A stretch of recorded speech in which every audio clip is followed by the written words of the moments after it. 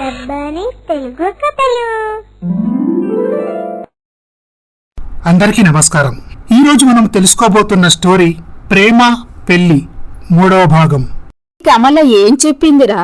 ఇంతకాలం కమల నువ్వు లేకపోతే నేను బతకలేను, నువ్వే నా సర్వస్వం అంటూ ఎన్నో మాయమాటలు చెప్పింది. ఇప్పుడు తన తల్లిదండ్రులు తనకు వేరే సంబంధం నిశ్చయించారని, ఆ సంబంధం తనకు ఇష్టం లేకున్నా తన తల్లిదండ్రుల కోసం ఒప్పుకున్నట్లు బాధతో చెప్పింది. నేను కూడా నిజమే అనుకున్నానమ్మా, నేను వాళ్ళ పేరెంట్స్ని కన్విన్స్ చేయమని ఎంతో సర్ది చెప్పాను. కానీ కమల వాళ్ళ పేరెంట్స్ని బాధ పెట్టడం ఇష్టం లేదని నాకు సారీ చెప్పి వెళ్ళిపోయింది. అటువంటి అమ్మాయి గురించి నువ్వు అంతలా ఆలోచించడం వేస్ట్ కదరా. అది కాదమ్మా, కమల నిన్న మధ్యాహ్నం క్యాంటీన్లో నా గురించి చాలా చులకనగా మాట్లాడుతూ తనకు వచ్చిన అమెరికా సంబంధం గురించి చాలా గొప్పగా చెప్పటం నేనే స్వయంగా విన్నాను. అమెరికా మీద మోజుతో వాళ్ళ అమ్మా నాన్నల కోసమే ఈ సంబంధం చేసుకుంటున్నట్లు చెప్పింది. కమల నా మనసు ముక్కలు చేసిందమ్మా. సుధీర్, తప్పురా. నాకే ఇలా జరిగిందని అనుకోవద్దు. ఎవరికి కూడా ఇలా కాకూడదు. మనిషికి మనసును మించిన శత్రువు మరొకటి లేదురా. మనసును జయిస్తే ప్రపంచాన్ని జయించినట్టే. బాధ అనేది ఆకాశంలో చందమామ లాంటిది. ఒకసారి ఎక్కువగా, ఒకసారి తక్కువగా కనిపిస్తుంది. ఇంకోసారి మబ్బుల చాటున మాయమైపోతుంది. పదే పదే జరిగిన విషయాన్ని తలుచుకుంటూ కృంగిపోవడం సరైన పద్ధతి కాదు. ఎలాంటి కష్టాన్నైనా ఎదుర్కొని గెలుపును, ఆనందాన్ని నీ సొంతం చేసుకోవాలి. అది జీవితం అంటే. కమలకు నీతో జీవితాన్ని పంచుకునే అదృష్టం లేకపోవడం వలనే నిన్ను వదిలిపెట్టిపోయింది. అంత మాత్రాన జీవితం శూన్యమైపోయిందనుకుంటే ఎలా? అది కాదమ్మా, మేమిద్దరం ఒకరినొకరు ఇష్టపడ్డాము, పెళ్లి కూడా చేసుకోవాలని అనుకున్నాం. నువ్వు చెప్పింది కరెక్టే సుధీర్. కాకపోతే ఆ అమ్మాయి నిజస్వరూపం నీకు పెళ్లికి ముందే తెలిసింది. అందుకు నువ్వు సంతోషించాలిరా. అందుకే అంటారు పెద్దలు, ఏది జరిగినా మన మంచికే అని. అమ్మా, నేను ఇన్నాళ్ళు కన్న కలలను తను చిన్నాభిన్నం చేసింది. నా గురించి తెలిసిన వాళ్ళందరూ ఆఫీసులో నన్ను చులకనగా చూడరు. నిజమేరా నువ్వు చెప్పుతున్నది. ఆ పరిస్థితులను మర్చిపోయి మామూలుగా తిరగడం కష్టంగానే ఉంటుంది. కాని తప్పదు. మెరిసేదంతా బంగారం కాదు నాన్న. అలాంటిదే కమల మనసు అని గ్రహించు. అయినా నువ్వెందుకు బాధపడతావురా?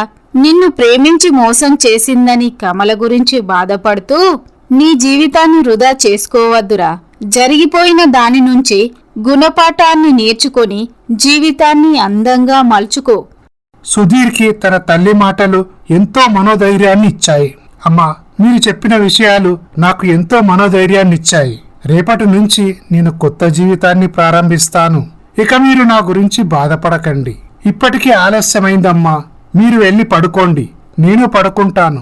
మరునాడు ఉదయం జానకి జరిగిన విషయమంతా రాఘవరావుకు చెబుతుంది. ఏవండి, నేను అబ్బాయికి సర్ది చెప్పాను, మీరేమీ బాధపడకండి. ఈ విధముగా జరుగుతుండగా, చూడు బాబు, నేను ఒక మాట చెబుతాను.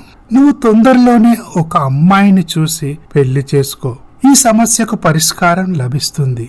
కమల నిన్ను అవమానించింది కదా, ఒక చక్కటి అందమైన అమ్మాయిని చూసి పెళ్లి చేసుకో. అప్పుడు ఆ అమ్మాయికి నీ గొప్పతనమేంటో తెలుస్తుంది. వద్దు నాన్న, కమలతో జరిగిన అనుభవం వలన నాకు అమ్మాయిలన్నా పెళ్ళన్నా విరక్తి కలుగుతుంది. ప్రస్తుతానికి నన్ను ఇలా ఉండనివ్వండి. అది తప్పురా. కమల అలా చేసిందని లోకంలో ఉన్న అమ్మాయిలందరినీ తప్పుపట్టడం సరికాదు. జీవితం ప్రవాహం లాంటిది. ఎన్ని ఎత్తుపల్లాలు వచ్చినా ప్రవాహం సాగిపోతూనే ఉంటుంది. అలానే మనం కూడా. నీ మనసుకు గాయం అయితే నువ్వు కొత్త జీవితం వైపు అడుగులు వేయాలి. అంతేకాదు బాబు, మన మీద మనకు నమ్మకం ఉంటే ఏ సమస్యనైనా ఎదుర్కొనే శక్తి వస్తుంది. జరిగిందేదో జరిగిపోయింది.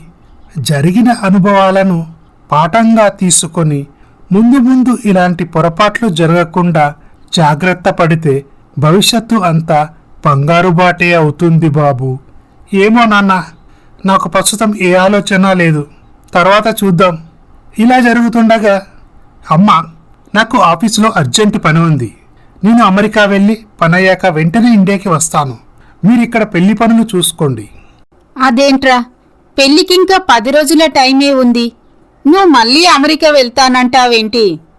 నేను ఆఫీసులో పని చూసుకొని 3-4 రోజుల్లో తిరిగి వస్తాను. సరే బాబు, జాగ్రత్తగా వెళ్ళిరా. కళ్యాణ్ అమెరికాకి బయలుదేరుతాడు. లీసా కళ్యాణ్ని కలుస్తుంది. లీసా, నీకు నాకు ఏ సంబంధం లేదని నీకు ఆనాడే చెప్పాను. నువ్వు అన్ని బంధాలు తెంచుకొని వెళ్ళిపోయావు. మళ్ళీ ఇప్పుడు ఎందుకు వచ్చావు? నాకు నీతో మాట్లాడాల్సిన అవసరం లేదు. ఇక ఇక్కడి నుండి వెళ్ళిపో. ప్లీజ్ కళ్యాణ్ గారు, నేను చేసిన తప్పును ఒప్పుకుంటున్నాను. I'm extremely sorry. నేను నీ మనసును ఎంతో గాయపరిచాను. నేను కాదని వెళ్ళిపోయాక నాకు నీ విలువ తెలిసింది. అంతేకాదు కళ్యాణ్, నువ్వు లేకుండా నేను బ్రతకలేను అని అర్థమైంది. కళ్యాణ్, నిన్ను అనరాని మాటలు అని అవమానించాను. నన్ను క్షమించు. నేను చేసింది తప్పేనని ఒప్పుకుంటున్నాను. నీ ఇష్ట ప్రకారమే మనం పెళ్లి చేసుకుందాం. ఇప్పుడు నేను పిల్లల్ని కనడానికి సిద్ధమే. ప్లీజ్ కళ్యాణ్, నువ్వు నాకు కావాలి. నువ్వు లేకపోతే నేను బ్రతకలేను అంటూ ఏడుస్తుంది. ఈ మాటలు విన్న కళ్యాణ్ మనసు కరిగిపోతుంది. తన మనసు లీసా వైపు మొగ్గు చూపుతుంది. అలా అని అంత అందమైన కమలను కూడా వదులుకోవాలని అతనికి అనిపించలేదు. సరే లీసా, నేను ఆలోచించి ఒక నిర్ణయానికి వస్తాను. కళ్యాణ్ తన ఆఫీసులో పని ముగించుకొని ఇండియాకి బయలుదేరుతాడు. మరునాడు ఉదయం కళ్యాణ్ లీసా చెప్పిన మాటలన్నీ తమ అమ్మా నాన్నలకు చెబుతాడు. అయితే ఇప్పుడు ఏం చేద్దామనుకుంటున్నావురా?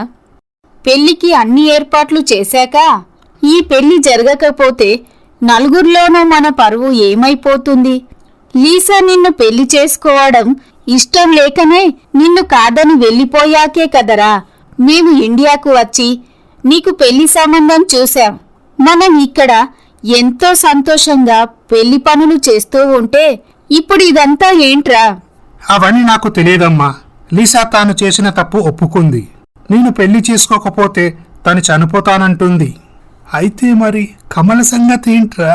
పీటల మీద అమ్మాయి పెళ్లి ఆగిపోతే వాళ్ళు తట్టుకోగలరా? మన మాటలు నమ్మి మనతో సంబంధం కలుపుకున్నారు. ఇప్పుడు ఇలా చేయడం న్యాయమేనా? అందుకే నాన్న, నేను ఒక నిర్ణయానికి వచ్చాను. ఇప్పుడు ఈ పెళ్లి ఆగిపోతే కమల భవిష్యత్తు నాశనమవుతుంది. ఈ ముహూర్తానికే నేను కమలను పెళ్లి చేసుకుంటాను. కానీ తనను మనతో పాటు అమెరికాకు తీసుకెళ్లొద్దు. 1 నెల రోజులు నేను ఇక్కడే ఉండి వస్తాను. రామారావు సుమిత్రలకు తమ కొడుకు నిర్ణయానికి కోపం వచ్చినా కడుపు తీపితో అతన్ని ఏమీ అనలేకపోతారు. సరేరా, నువ్వు ఆ అమ్మాయిని ఎలా ఒప్పిస్తావో నీ ఇష్టం. కళ్యాణ్ కమల ఇంటికి బయలుదేరుతాడు. కమల, నీతో పర్సనల్గా మాట్లాడాలి. అప్పుడు కమల ఎంతో సంతోషిస్తుంది. ఇద్దరు ఇంటి వెనుక గార్డెన్లోకి వెళ్తారు.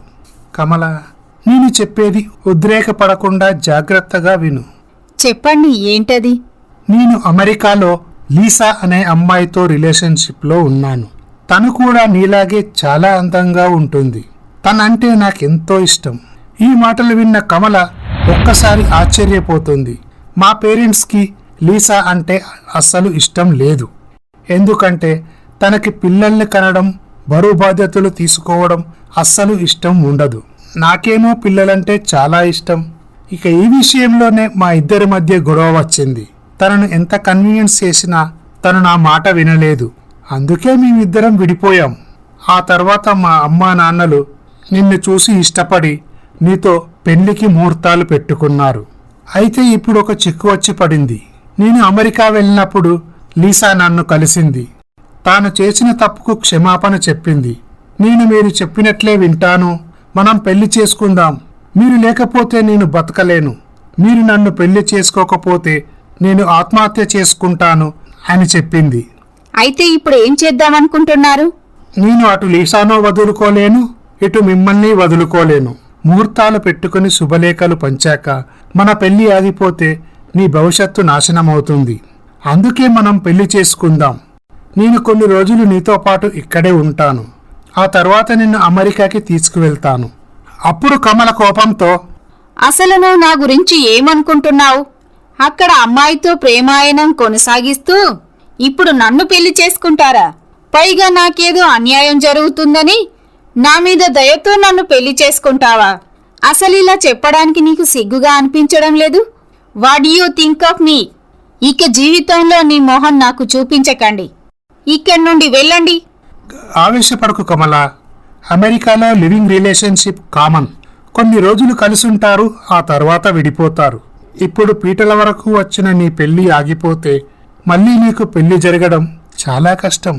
ఇప్పుడు ఈ పెళ్లి చేసుకొని జీవితాంతం బాధపడే కంటే అసలు పెళ్ళే చేసుకోకపోవడం బెటరు. నాకు నీతో మాట్లాడాలంటేనే అసహ్యం వేస్తుంది. నువ్వు ఇక్కడి నుండి వెళ్ళిపో. అప్పుడు కళ్యాణ్ అక్కడి నుండి వెళ్ళిపోతాడు. అప్పుడు కమల బాధతో, అమెరికా మీద మోజుతో బంగారం లాంటి సుధీర్ని కాదని అమెరికా సంబంధం ఒప్పుకున్నందుకు నాకు తగిన శాస్తి జరిగింది. ఇప్పుడు సుధీర్ దగ్గరికి వెళ్ళి క్షమించమని అడిగే అర్హత కూడా నాకు లేదు. ఇంతకీ కమల సుధీర్ వద్దకు వెళ్తుందా? ఒకవేళ కమల సుధీర్ వద్దకు వెళ్ళినా సుధీర్ కమలని ఆదరిస్తాడా లేదా? తర్వాయి భాగంలో చూద్దాం. ఈ స్టోరీ కనుక మీకు నచ్చినట్లయితే మా ఛానల్ని సబ్స్క్రైబ్ చేసుకోండి, లైక్ చేయండి, షేర్ చేయండి, కమెంట్ చేయండి. Thank you for watching.